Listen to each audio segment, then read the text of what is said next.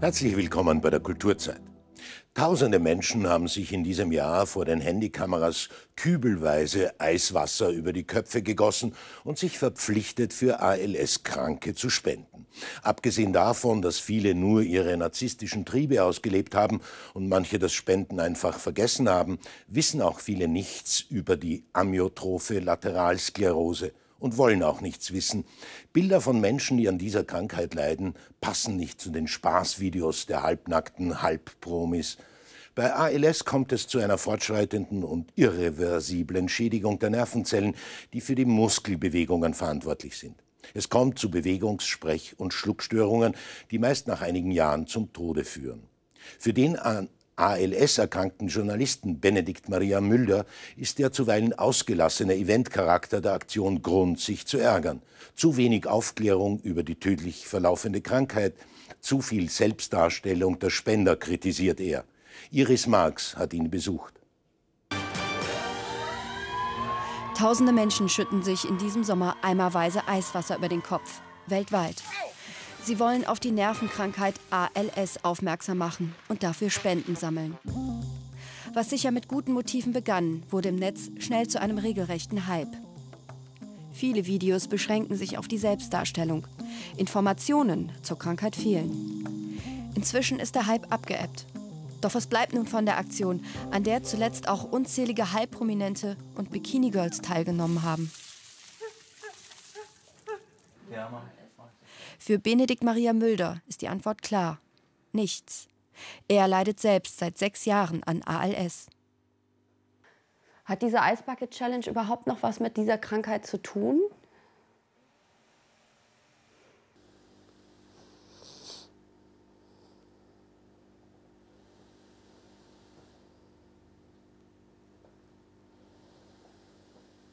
Nein.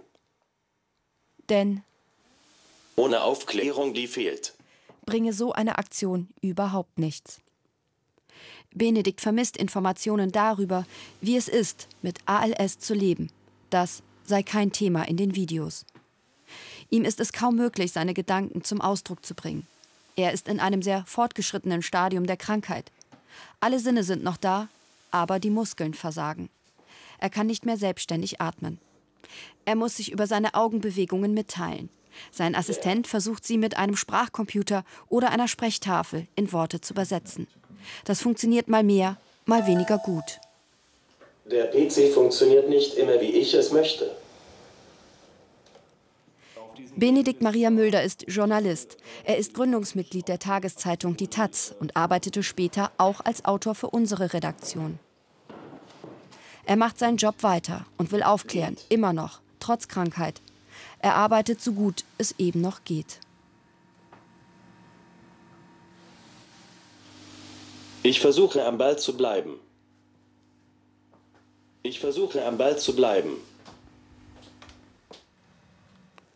Mit Unterstützung seines Helfers schrieb er zuletzt einen Artikel im Berliner Tagesspiegel über die Ice Bucket Challenge und seine Krankheit. Über den Hype ärgert er sich, obwohl in Deutschland dadurch etwa die ALS-Ambulanz der Berliner Charité über 1,6 Millionen Euro Spenden bekommen hat. Heiligt der Zweck also die Mittel? Für den Patienten Benedikt Maria Mülder nein. Und das sei auch verständlich, sagt der Medizinethiker Professor Giovanni Maio. Es geht ja darum, dass die Menschen sich auf diese Weise selbst inszenieren und diesen Anlass dazu nutzen, um Aufmerksamkeit auf sich zu lenken. Im Grunde geht es ja darum, dass ja durch diesen Fun-Effekt, den ja diese Initiative bewirkt, im Grunde auch eine Bagatellisierung der Krankheit vollzogen wird. Narzissmus und reiner Event. Benedikt kann nicht einmal mitteilen, wenn er etwas nicht möchte.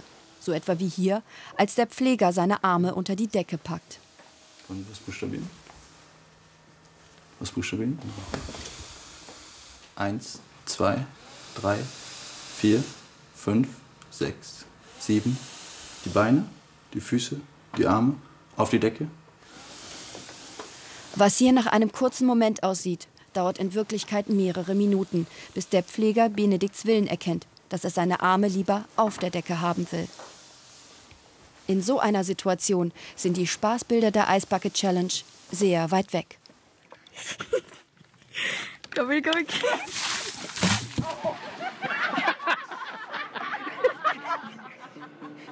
Toll. Es kann hier ganz sicher nicht darum gehen zu sagen, dass es ethisch verwerflich, dass es diese Initiative gab. Man muss nur immer die Perspektive des Patienten im Blick haben. Und der Patient selber, der kranke Mensch, er möchte eigentlich nicht benutzt werden für irgendeinen Effekt. Die wichtigen Dinge geraten aus dem Blick. Ebola braucht auch dringend Geld. Was Benedikt meint ist, dass durch den Medienhype viele andere Projekte in Vergessenheit geraten könnten. Neben so medienstarken Eventaktionen haben sie es immer schwerer, sagen auch Spendenexperten. Wir beobachten vermehrt solche eventgeprägten Aktionen, die dem Spender auch eine sehr unmittelbare Emotion zurückgeben. Und das macht es immer schwieriger für Organisationen mit eher unspektakulärer, wichtiger Daueraufgabe, ihre Finanzierung zu finden. Und was bleibt auf Dauer von der Aktion? Selbst wenn sie jetzt Milliarden hätten, würde das ja nicht bedeuten, dass sie dadurch diese Krankheit besiegen. Mit so einem Medienhype, wie es jetzt momentan läuft, wird es eine Eintagsfliege bleiben. Für Benedikt Maria Mülder ist die Ice Bucket Challenge daher einfach nur eine Wasserverschwendung. Und schon steht die nächste Eintagsfliege im Netz, natürlich für einen guten Zweck. Um die Welthungerhilfe zu unterstützen, beißt man in eine Zitrone, filmt sich natürlich dabei und spendet, hoffentlich. Vielleicht sind Spenden künftig nur mit einem exhibitionistischen Auftritt im Internet zu erhalten. Ein Widerspruch, mit dem wir leben müssen?